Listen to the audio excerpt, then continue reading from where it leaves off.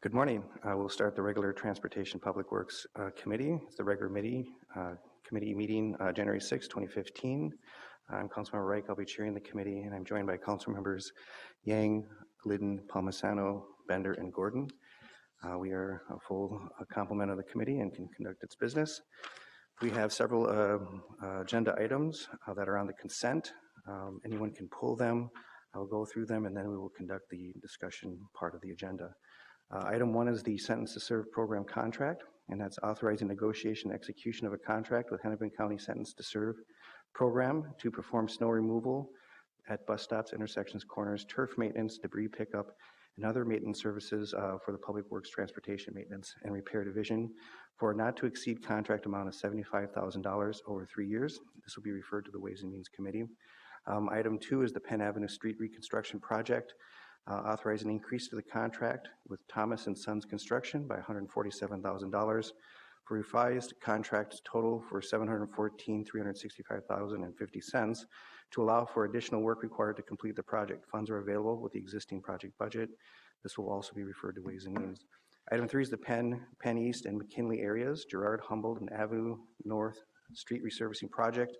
Proven resolution designation of the location of the improvements, and receive the cost estimate of $3,170,078 for the list of benefited properties, and direct the engineer to prepare the proposed special assessments against those properties, and set that public hearing for February 17th, 2015. Item 4 is the Minneapolis Avenue Street Reconstruction Project.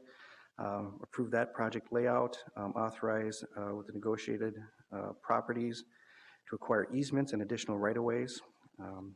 There are details in the packet. And then item 5 is the Safe Routes to School Infrastructure Funds. Authorize the submittal by January 9th, 2015 of the application for the state funds through MnDOT State Safe Routes to Schools program. That'll be referred to the Ways and Means Committee. Item 6 is a series of actions regarding the Southwest LRT Project Master Funding Agreement. Authorize an execution of that said agreement with the Met Council, authorizing the proper officer acting on behalf of the city to comply with and clarify compliance every year with the most recent version of the federal annual list of certifications and assurances by the FTA and grants cooperation agreements.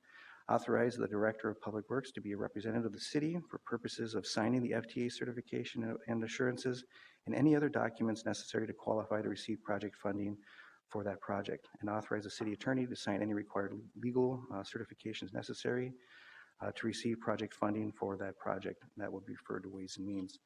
And the final item are a series of bids, accepting the single bid of Intex for an estimated expenditure of $272,580 to furnish and deliver all materials necessary to crush concrete and curb and gutter, sidewalk slabs, driveway slabs, and rubble asphalt. It's noted that we are more frequently having single bids with this service, but we do match it against annual costs from previous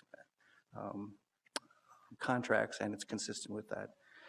Accepting low bid of Fisher Mining LLC for an estimated annual expenditure of $170,600 to furnish fine aggregate for Public Works Paving Division. And the final bid is to accept the low bid of Duro Construction for the amount of $219,000 for Hawthorne Skyway renovation project, and that will be referred to the Ways and Means Committee. Does any committee member wish to pull an item? Seeing none, I'll move all items. Oh, sorry, Councilmember Yang. Thank you, Mr. Chair. I don't intend to pull anything, but I do want to make a comment on item number 3, if that's okay. Please do. Thank you, Mr. Chair. This is a resurfacing project in mostly Ward 4, but parts of Ward 5. And the one thing, I hope I can say this correctly, the one thing I really appreciated about Public Works was allowing us to make some comments with regards to this specific project. And what I mean by that is that we have this proposed North Minneapolis Greenway that could be happening within the next 5 to 10 years. And, with regard to this resurfacing project, it had included certain routes that was a part of that North Minneapolis Greenway. And so at a minimum, what some of us were able to do was to talk to Public Works and get them to understand that, with some savings, we could just not resurface on the routes that would be the Greenway route. And, if anything, I mean, kick that savings to a pot to take care of the Greenway at some point in the future.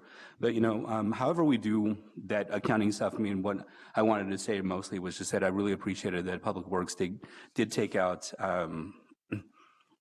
the part of the Greenway. And, I'll just read the RCA because it's much more articulate than me right now. It says that note that the streets that are identified as part of the proposed North Minneapolis Greenway, as shown on the attached map, are excluded from this project, will not be resurfaced, and the respected parcels will not be subject to assessments for the street resurfacing project. The cost estimates and recommendations reflect this. And so I really appreciated that. I mean, I thought that was a good touch to, this project. And, I certainly hope that the residents who live there will appreciate that as well. Thank you. Thank you, Councilmember. Any further discussion? Any further discussion? Seeing none, I'll move all items as discussed. All in favor say aye. Aye. Dissenting name. Those items carry. We now move to the last item on our agenda, which is a discussion item, and it's the RFP for public art for Nicollet Mall. Mr. Chair, David Frank, the Transit-Oriented Development Manager, will do a project overview, and then Mary Altman, our Public Arts Administrator, will talk about the RFP. Very good. Good morning, Mr. Frank. Good morning, Mr. Chair and committee members. Happy New Year, and thanks for having us to your first meeting, I think, of 2015. Just a quick overview, as Heidi said, of the Nicollet Mall redesign and reconstruction project, and then Mary will tell you about the public art RFP, which is really an exciting part of the project.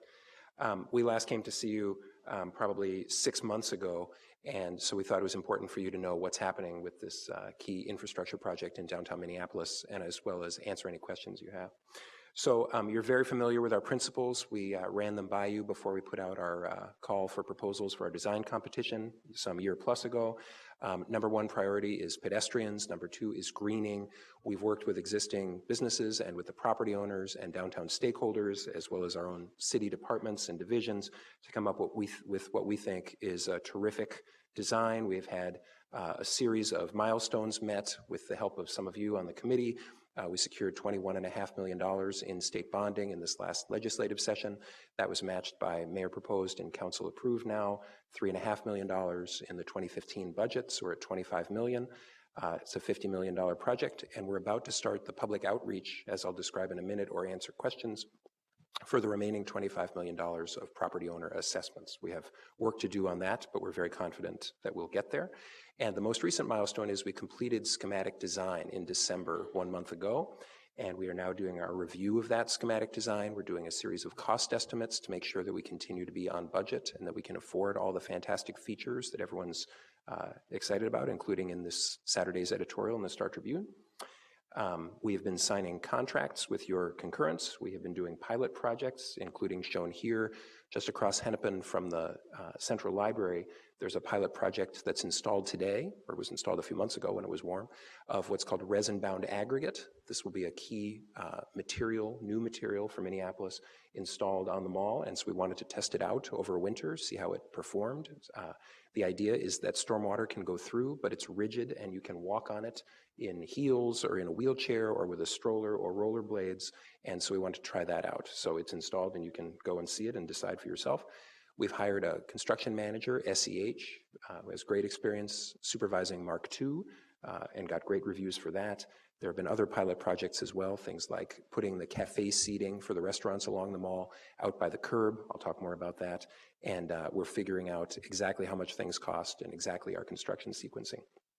This list is getting too small to read, we're happy to report.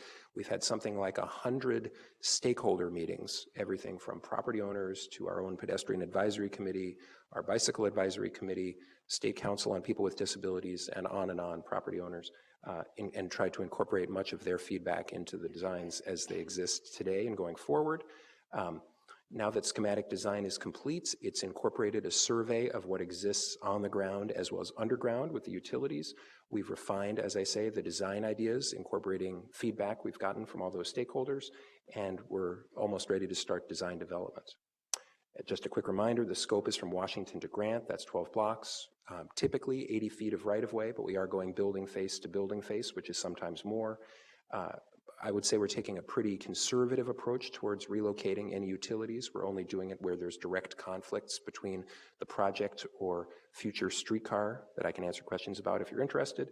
And we are doing everything we can to make sure that we don't have to come back later and rip the street apart when the Nicollet Central streetcar comes back. We don't want to make that mistake. So we're doing what we need to do to design and in some cases install underground elements now as part of this project, paid for from streetcar funds, so we don't have to do as intensive a construction project later. We're at the end of 2014. We're about to start detailed design. We expect that there will be construction work that will happen in 2015, likely utility work, and we are still targeting an end of 2016 project completion to have the mall project done. As I said, $50 million of sources paying for a $50 million project. And coming up in January, we'll roll out in a series of public meetings at the end of January the assessment model. We'll start on design development. We'll figure out exactly how the project will be staged. We take questions about this all the time, as you might imagine. You know, will my cafe business be impacted? Will my store be open for the holidays? We need to have all that figured out, and we will here in the next month or two. And just, I want to give you a quick picture of the design.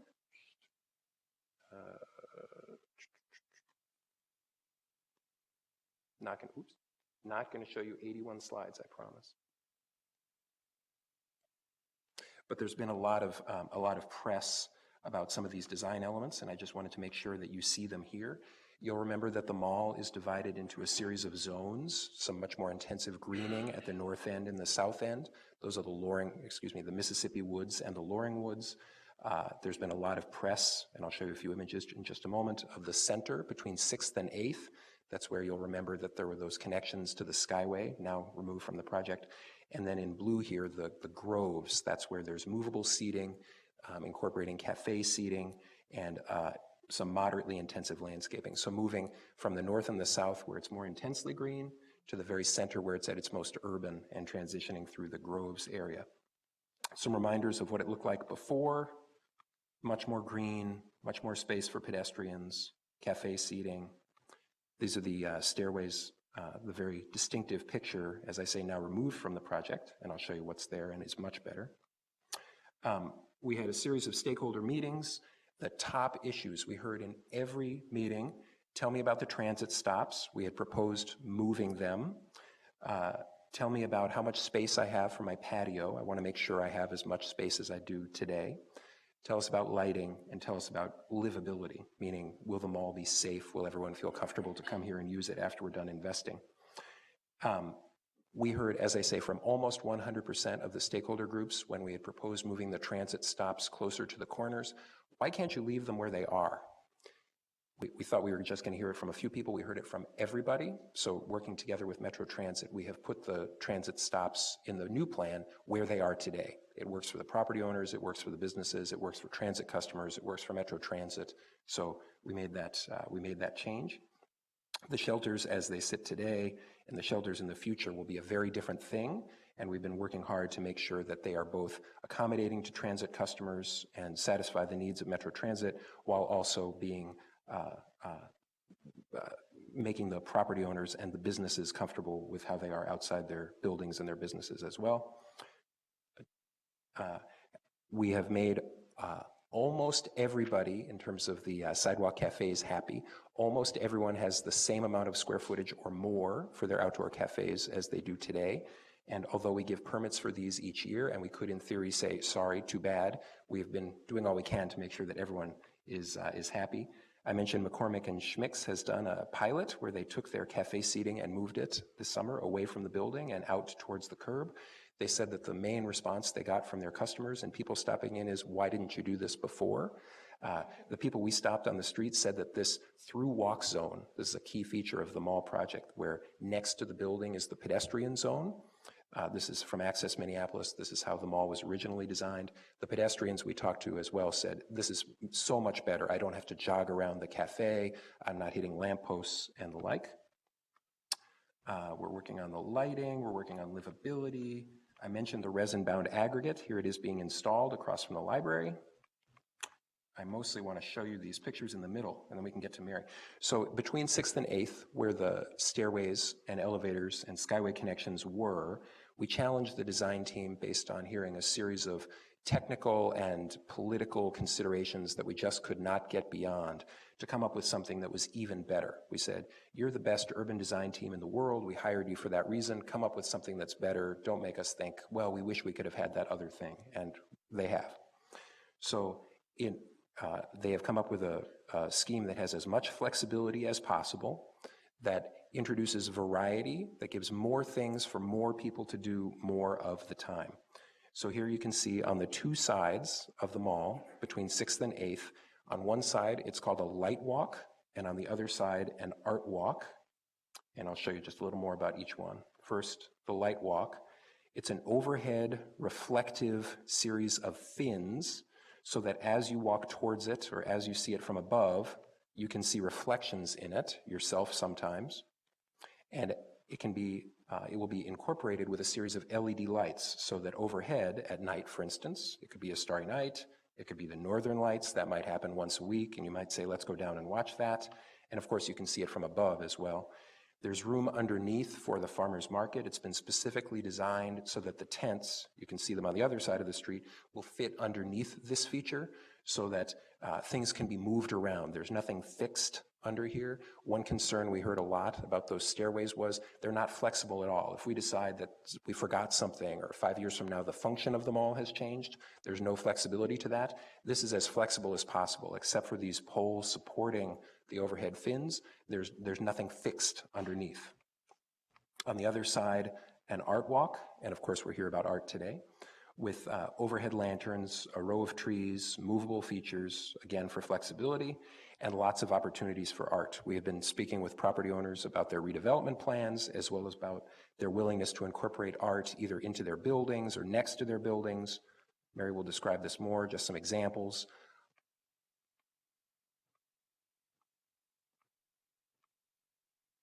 And you could have a dinner. This, of course, suggests that the mall is closed to all traffic, including transit.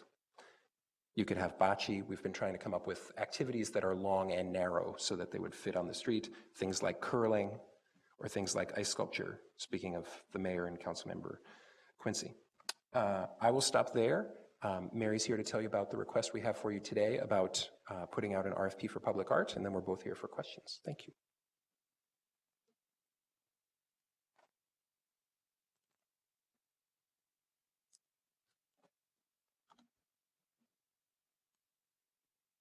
Thanks for setting that up. You're welcome. I'm your technical.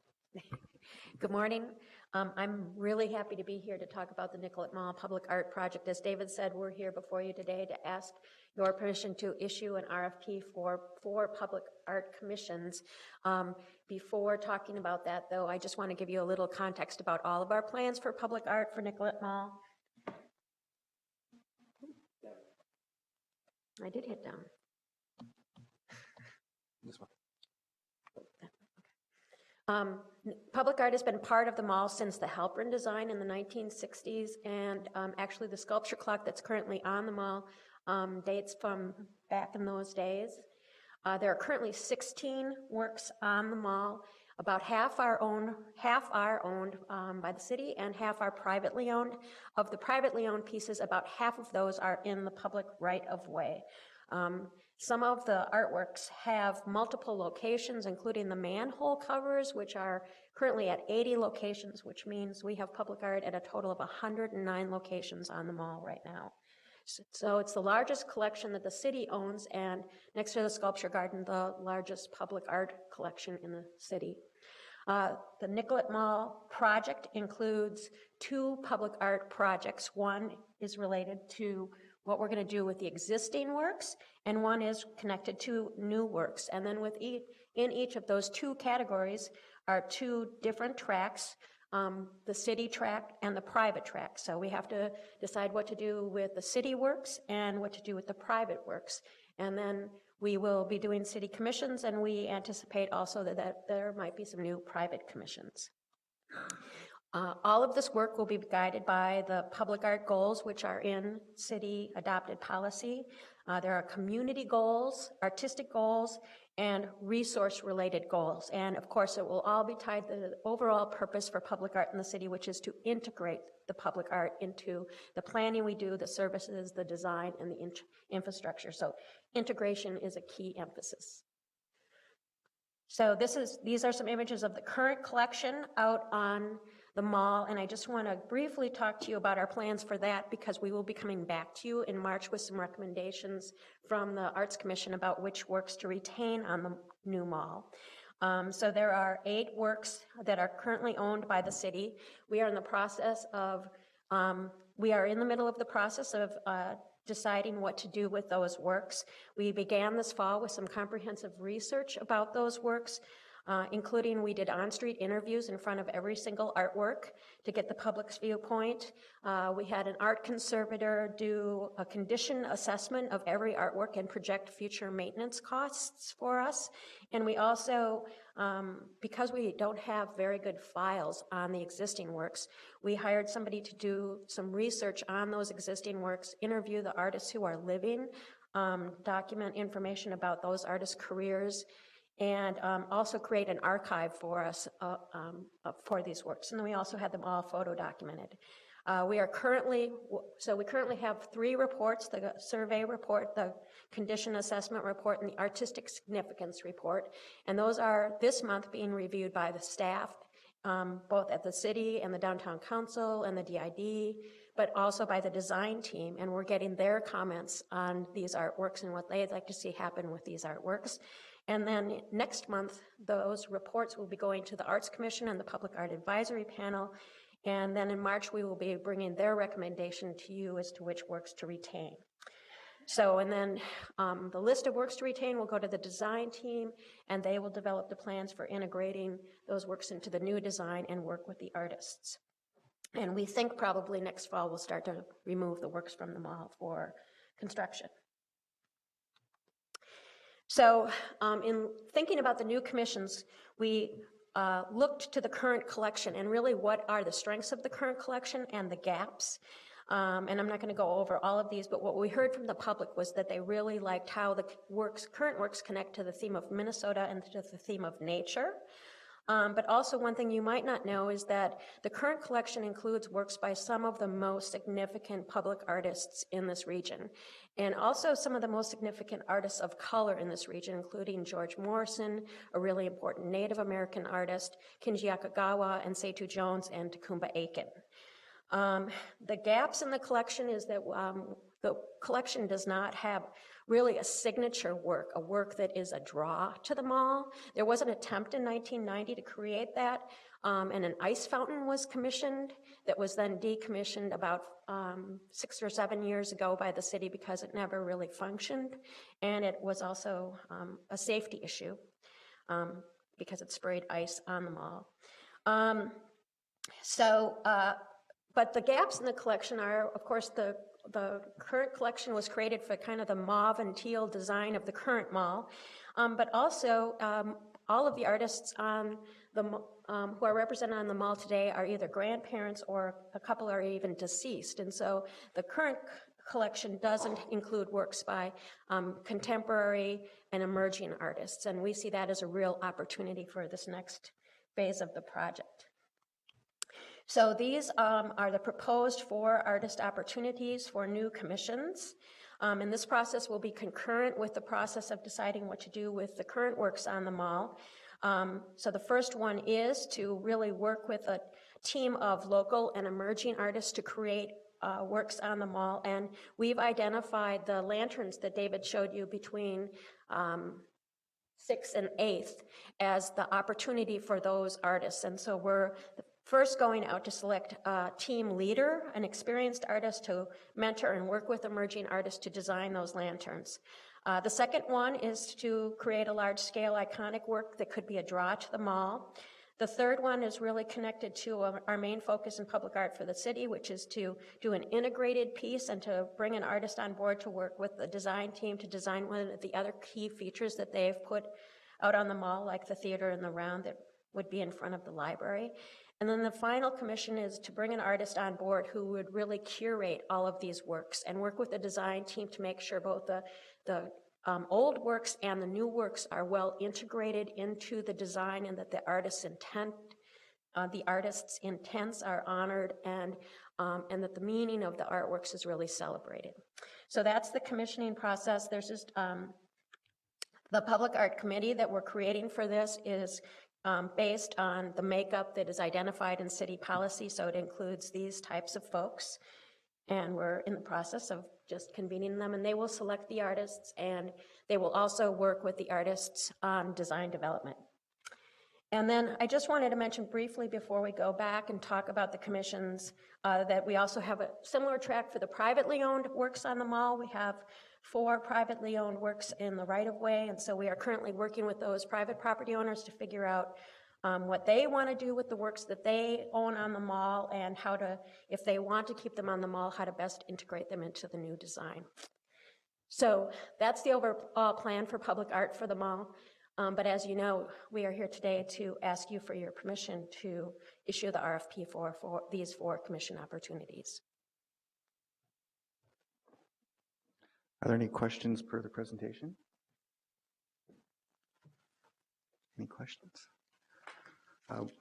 One question I do have, I know it's less about the art and more about the surface of the street. And I just bring this up because there were certain property owners that were very concerned about the water leakage into their basements. I know it's a very mundane consideration, but an important one when you think about some of the most iconic buildings being flooded by our street. It's kind of a sad statement. Yeah.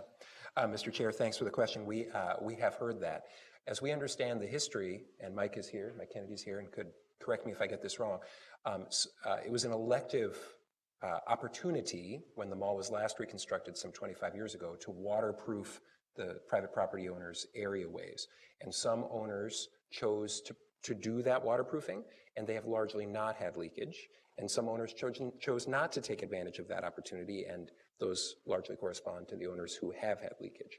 So we have been doing some pretty intensive arm twisting to say it's still at your option, private property owners, and it's certainly at your cost, but we strongly are encouraging people to do it. I hope that's responsive. It's still a private decision. Thank you. That's good clarification, and very much appreciate the work. And it's interesting to highlight that this is the second biggest public art collection after the art, sculpture park. So sometimes you forget that because it's kind of strung out over space and time. And so this is very impressive that we're going to not only continue with this, but it will actually, I think, it'd be a whole new statement about what art means in the public realm. And so it's really impressive. Thank you. And then Councilman Glidden. I really just had a couple comments. I really appreciate the time and attention that's going into the whole project, and also the public art, and what we're going to do with the art that's already there. I think that's a question to follow and track and pay attention to. I did get a little bit distracted by the full presentation, which is, it's good to get an update. It's good to see that. I actually was and am disappointed not to see the connection to the Skyway. I'm not quite sure that the light walk and the art walk are going to have the same function.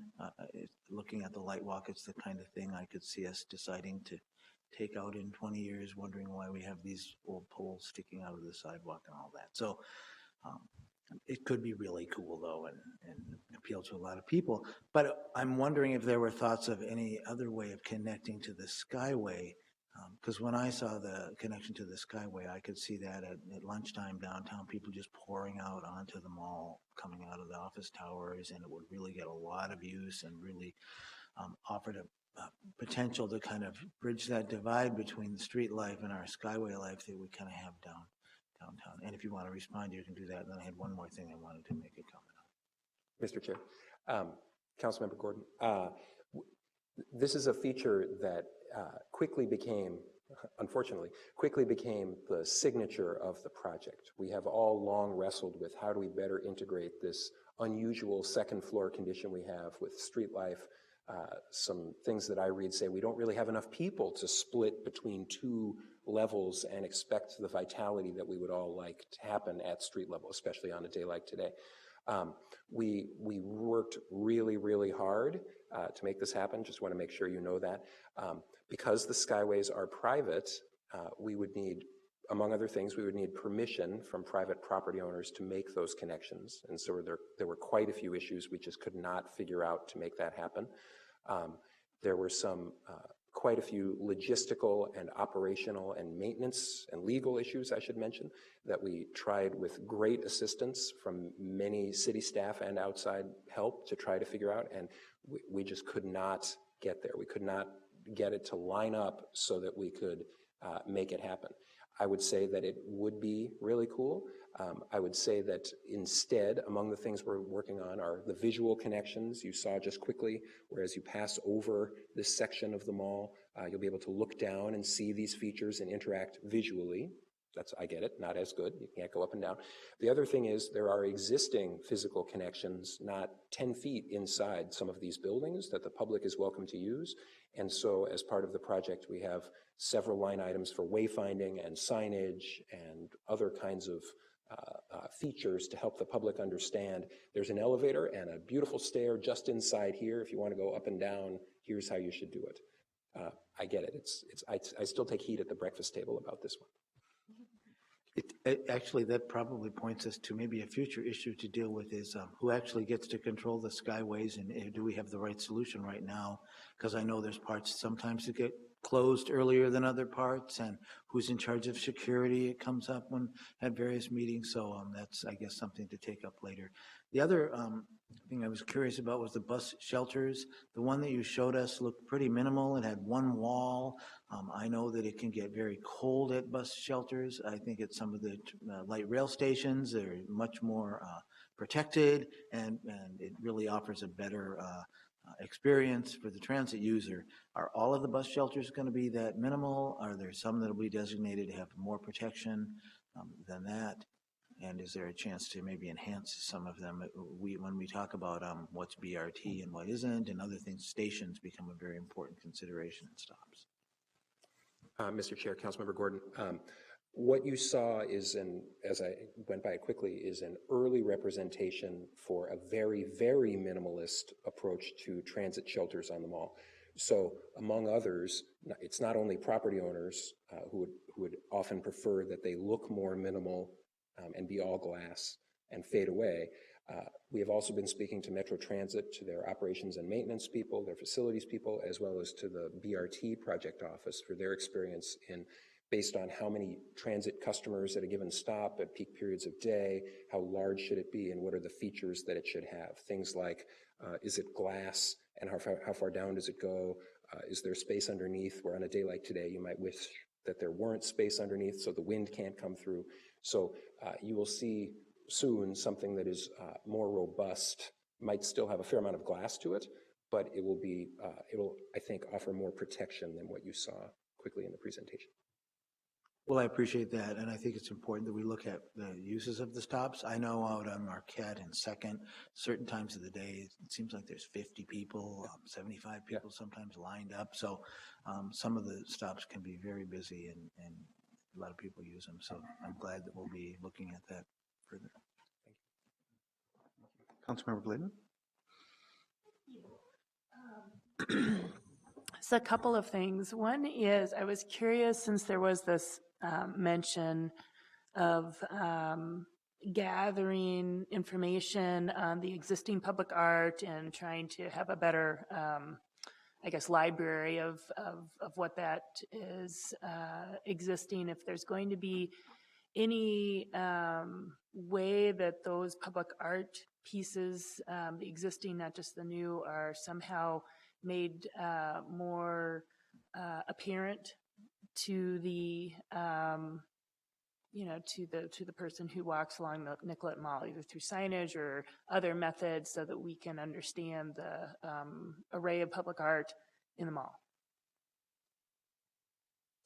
Mr. Chair, Councilmember Glidden, I think that's a really good point, and I think both the public education component of this and the signage and plaques are critical. I think one of the things we learned when we did the community survey was that some of the pieces in the pavement are not that apparent to everyone who uses the mall, to bring more attention to those pieces in the collection. We now also have, in the city's Map It program, we now have an interactive map of all of the artworks that we have put on the city's website, so that as we have these public dialogues about what to do with the works, people have easy access to them and can learn more about them too.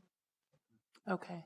Well, I'll look forward to kind of how that develops. I will say kind of one of the things I hear more than I ever thought I would about is this Lake Street project where they have the actual like physical signage, which is more of a history project, but it kind of crosses over. So anyway, I just thought I'd mention that. There's something about the tangible sometimes that grabs people with understanding. And then I had another question that's maybe more for Mr. Frank. Again, I was a little like Councilmember Gordon drawn into the bigger presentation. I had a question about the farmers market. And I know there's been a lot of conversation about what is the space that is available to the farmers market. How will that work? Can you talk about this a little bit more in terms of how does the space compare to what is the space today? Is there any space for additional stalls? Or are you kind of now restricting this even more through the design? I know that it's been difficult to fit in all of the elements of usage on the mall, but this, I will say, in my mind, is one of the most critical ones that draws thousands of people to the mall. Mr. Chair, Councilmember Glidden, totally agree. We've met with the farmers market a series of times. They really value, so the good news is they want to continue to be there and potentially to expand. The most desirable places for the market vendors, as you might imagine, are where the most people are, and that's right in the middle. So among our key considerations, and the answer to your question is yes, there's at least as much space for tents, and we've sized the features you've seen today to accommodate the size of the farmers market tents. There's the same number or more on all those central blocks for market vendors to set up on market days. So if there are, I'm forgetting the number, I think there are 42 between 6th and 8th today, and we have at least 42, room for at least 42 and know where they will fit, and we've shared that with the farmers market. And then as you expand, as you go north or south, the vendors who choose their spaces by lottery, by the way, so that they can be in the more desirable and they get that by luck, there's as much space or more in all of those blocks as well. So we can accommodate a market that has the same number of vendors, no problem, and there's also some room for expansion. We've asked the market, how much expansion should we allow for, and they aren't exactly sure the answer to that question, but we have room for them to grow north and south too. Okay. Well, that's good to hear. I will just say that, and of course I don't know all the details of what you've been working with, but some of this concern, not just with existing, the 42 stalls, but also the expansion capability is how easy or hard it is to get in and out of those spaces. And because it's not just setting up your stall, of course, it's getting your stuff there and then trucking it away and all the things that end up being part of setting up shop. So. Mr. Chair, Councilmember Glidden, another great point. I would say the flexibility of operations of the farmers market is limited by when they can start setting up, which is limited by rush hour and the buses that want to be there, and when the vendors can pull over and set up and break down at the end of the day in reverse. So we have started a conversation between the market and DID, who's willing to help with both setup and breakdown so that it can be done outside of Metro Transit's peak hours and peak rush hours, which the market thinks is a great solution. What if each vendor didn't have to set up his or her own tent, but it could be partially set up before they even got there, and all they had to do was set out their wares or their produce? So we've started that conversation too. We're just now at the point of the project where we're getting into how does the operations really work? We've set up space for these tents that are 10 by 10 or 13 by 13 now. Who sets them up? What time of day? What are the restrictions that imposes on the other users? So we're having those conversations now. Thank you. Very good. Any further questions? Oh, Councilmember Bender. Thank you, Mr. Chair. I have just a question that's related not to the public art piece, which I'm so excited to see this. This is phenomenal work, and I'm really excited particularly about supporting emerging artists. I think that's a really important component of this, and that's really great. I think this question is really more for public works staff, but I just wanted to check in about the status of making sure we have alternative routes, permanent alternative routes for bicycling into downtown as this project goes forward, and is that on track for implementation in the same time frame? Mr. Chair and Councilmember Bender, we are definitely investigating options and working very much cognizant of the schedule and having something in place. We haven't landed on any final solutions, but that absolutely is in process. I guess my hope is that I think it's really important that the timing be such that there is a viable option into downtown. And after the removal of the bike lanes on 2nd and Marquette, as we all know, and then the changes to Hennepin, people really rely on Nicollet Avenue. So I think it's not really an option. I think it's sort of an important component of this project to have a viable option into downtown. I think we're all on the same page about that, but just want to make sure that we're on track for the timing to work out. Thank you. Well put, Councilmember. Yeah, I mean, we have a great network of spokes, but if the hub, the center doesn't work, I mean, what does that say to the system? So it's very important. I know it's challenging, and I know staff is working on it. One last thing, just because this is public works and we are talking about public art, you might have mentioned, and I might have missed it in the presentation, what will be the status of the manhole covers, the artistic manhole? I think all manhole covers are kind of artistic, but the intentionally artistic ones. Mr. Chair, so the manhole covers are one of the items that we are currently looking at in terms of whether to retain on the mall or not. Of course, with the community survey, they scored really high. They are extremely durable. They're pretty much maintenance-free, and so there's a really good case for keeping them. But concurrent with this process, Public Works is looking at how the sewer will be accessed on the mall. And so there is still a question out there about, these are really some of the only manhole covers in the city that are in the sidewalk as opposed to the street. And so we will have to see whether or not the access to the sewer along the mall will take place in the same way. And if not, then we'll have a big decision about what to do with 80 manhole cover. So some pending functional considerations. Okay, thank you very much. Any further conversation? See none, I will move authorizing the issuance of the request for proposals for artists to design new artwork to be integrated in the new Nicollet Mall and refer this item to the Ways and Means Committee. All in favor, say aye. Aye. Dissenting nay. That is good. We dispense with our business and are adjourned. Thank you.